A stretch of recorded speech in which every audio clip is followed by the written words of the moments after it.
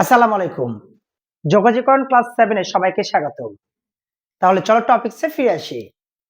একটা অঙ্ক দেওয়া আছে integration cos cube x dx। তাহলে দেখো এই জাতীয় যোগজ মানগুলো আমরা কিভাবে করতে পারি? তাহলে cos কিউব x dx। তাহলে cos কিউব x এই ধরনের কোন ফাংশনকে ইন্টিগ্রেশন করা যাচ্ছে না। তাহলে তোমাকে একটু ত্রিকোণী সূত্রগুলো রিকল করতে হবে বা মনে রাখতে হবে।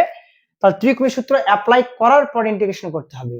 তাহলে আমরা একটা সূত্র জানি যে 4 cos cube a 4 cos cube a সূত্রটা কি জানো? 3 cos a প্লাস হচ্ছে cos 3a। 4 cos cube a সূত্র 3 cos a plus cos 3a। আমরা কিন্তু এই সূত্রটা জানি, একাডেমিক ক্লাসে শেখানো হয়েছিল। তাহলে এখন দেখো, তার মানে এখানে আমাদের 4 নাই, এখানে 4 ছিল। তাহলে আমি যদি 4 আনতে যাই তাহলে আমি কি করতে হবে? 1/4 নেব, 4 দ্বারা গুণ করে নেব। 4 cos কিউব x ইনটু হচ্ছে dx 1/4।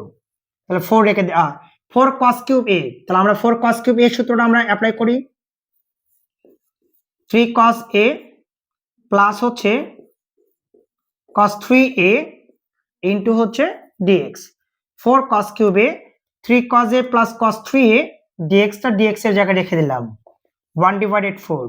আমরা এখন ডাইরেক্ট ইন্টিগ্রেশন করব। 3 অবস্থায় রেখে দিলাম।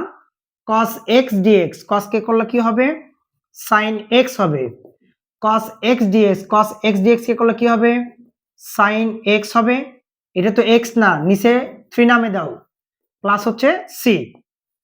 আচ্ছা, এখন তুমি যদি লসাগু করো তাও হতে পারে, 4 দ্বারা গুণ করে দাও তাও হতে পারে। এটা হচ্ছে অ্যান্সার। কারো কি বুঝতে অসুবিধা আছে? দেখো, যদি cos কিউব 2x থাকে, এর আগেরটাতে কিন্তু শুধু নরমাল x ছিল, এবার আছে 2x 3x 4x 5x ax mx something x। এই ক্ষেত্রে তুমি কি করবা? তাহলে সেম আগের মতো 1/4 নিবা, 4 দ্বারা গুণ করে দিবা 4। তাহলে cos কিউব 2x dx থাকতেছে, তাহলে 1/4। 4 cos কিউব a, তাহলে 4 cos কিউব এর সূত্র কি হবে? 3 cos a, a মানে এখানে 2x প্লাস cos 3a, 3 দুগুণে কত হবে? 6x ইনটু হচ্ছে dx 4 cos cube a 3 cos a plus cos 3a, তাহলে 3 দুগুণে 6 ইনটু হচ্ছে dx। তাহলে 1/4 আমরা ডাইরেক্ট ইন্টিগ্রেশন করব। 3 জায়গায় রেখে দিলাম। cos x ধরো, cos x কে অন্তরীকরণ করলে কি হবে? sin x হবে। 2টা আমরা নিচে পার করে দেব। cos x কে ইন্টিগ্রেশন করলে কি হবে? cos x dx কে করলে sin x হবে, এটা ছিল 6 sin x হবে, এটা তো x না, অন্তরীকরণ করে নিচে পার করে দাও, প্লাস হচ্ছে c। এটা হচ্ছে অ্যান্সার, অথবা লসাগু করে রাখতে পারো। 10 মানটা হচ্ছে integration sin cube x dx। এর আগেরটা কিন্তু cos কিউব x শেখা হয়েছে, এবার কিন্তু sin কিউব x আছে। তাহলে এই ধরনের অঙ্কগুলো কিভাবে করবা তুমি? দেখো, এখন তোমাকে 4 sin কিউব a এই সূত্রটা মনে রাখতে হবে।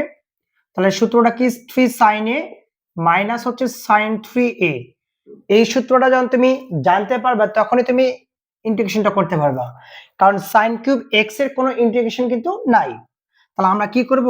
1/4 নিব, নিয়ে এটাকে 4 দ্বারা গুণ করে দেব, 4 sin কিউব x dx আসবে 1/4। 4 sin কিউব a সূত্র হচ্ছে 3 sin a মাইনাস হচ্ছে sin 3a ইনটু হচ্ছে dx। এখন তুমি নরমালি ইন্টিগ্রেশন করে নাও 1/4। দেখো 3 জায়গাতে রেখে দিলাম।